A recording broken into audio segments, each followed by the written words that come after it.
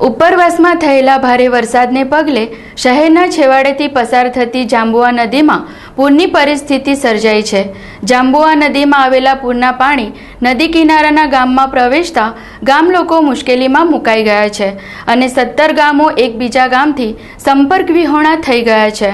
છેલ્લા 4 દિવસથી શહેર જિલ્લામાં અને ઉપરવાસમાં વરસી રહેલા વરસાદને પગલે વડોદરા જિલ્લાની નાની નદીઓ, નાળા અને તળાવોના પાણી તેના કિનારાની મર્યાદાઓ ઓળંગે તેવી સ્થિતિનું નિર્માણ થયું છે, જેમાં શહેરના છેવાડાથી પસાર થતી જાંબુઆ નદીમાં પણ પૂરની પરિસ્થિતિ સર્જાઈ છે।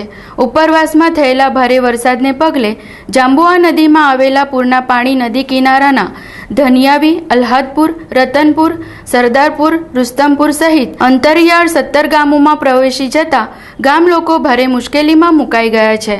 જાંબુઆ નદીના નજીકના ગામના છેવાડાના લોકોને ગામની શાળાઓમાં આશ્રય આપવાની વ્યવસ્થા કરવાનું આયોજન કરવામાં આવી રહ્યું છે। આ ઉપરાંત ગામના છેવાડાના લોકોના ઢોર ઢાંખરને પણ સલામત સ્થળે ખસેડવાની વ્યવસ્થા કરવામાં આવી રહી છે। बस हाल में टमना पानी है અને જો કદાચ હમણાં થોડો ઘણો વરસાદ પડી જાય, કલાક 2 કલાક કે 4-5 ઇંચ જેવો વરસાદ પડી જાય તો આગળનું પાણી નડે છે અને આ બધું પાણી તો આ ગામમાં અવર જવર આ 2 ગામો છે, હરિપુરા, સુલતાનપુરા, કેલનપુરથી આમ ટટાલપુરા બી આ જ હાલત છે। તો હમણાં તો વરસાદમાં અવર જવર બંધ જ હતી અને આ પાછી જો કદાચ પાછો વરસાદ પડે તો પાછી બંધ થઈ જાય અવર જવર। જાંબુઆ નદીના કિનારાના ગામોમાં નદીના પાણી ઘૂસી જતા ગામ લોકોમાં ગભરાટ ફેલાઈ ગયો છે। જાંબુઆ નદીમાં આવેલા પૂરના પગલે 17 ગામો પ્રભાવિત થયા છે। જો કે તંત્ર દ્વારા નદીના પૂરથી અસર પામેલા ગામ લોકોની કોઈ નોંધ લેવામાં આવી નથી। ગામના સરપંચો અને અગ્રણીઓ જ ગામ લોકોની મદદ કરી રહ્યા છે। નદીના પાણી ગામોમાં પ્રવેશતા ગામની પ્રાથમિક શાળાઓ આજે બંધ રાખવામાં આવી હતી। આ સાથે ગામની બહાર શાળાએ જતા વિદ્યાર્થીઓ અને નોકરિયાતો પણ ગામમાં પ્રવેશેલા નદીના પૂરના પાણીના કારણે જઈ શક્યા ન હતા।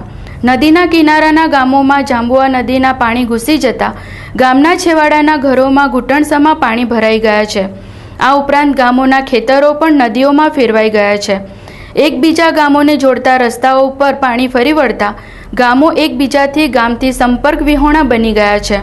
આ ઉપરાંત રસ્તાઓ ઉપર પાણી ફરી વળતા વાહન વ્યવહાર પર અસર થઈ હતી। સંપાદનના નામે સરકાર જીરો છે। 2 વર્ષથી અમને લોકસભા સેતુમાં બોલાવે છે કે તમારું સંપાદન થઈ જશે। માત્ર ને માત્ર ખાલી 13 ગુઠાનું સંપાદન છે। બ્લોક નંબર 248 સામાના છેડે જે પુલ છે એ ક્રોસ કરીને સામે 3.5 કરોડના રોડ બનેલા તૈયાર છે। 2015માં કામ પૂરું થયેલ છે।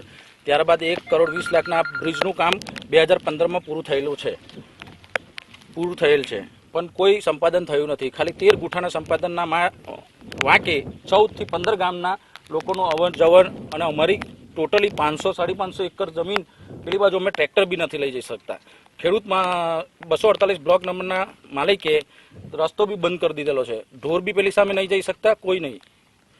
હાજીપુરાથી અને ધનિયાવીથી આવતા છોકરાઓ જે દાદા ભગવાન સ્કૂલમાં ભણે છે એમને બી હવે 15 કિલોમીટર ફરીને ત્યાં સ્કૂલે જવું પડે છે।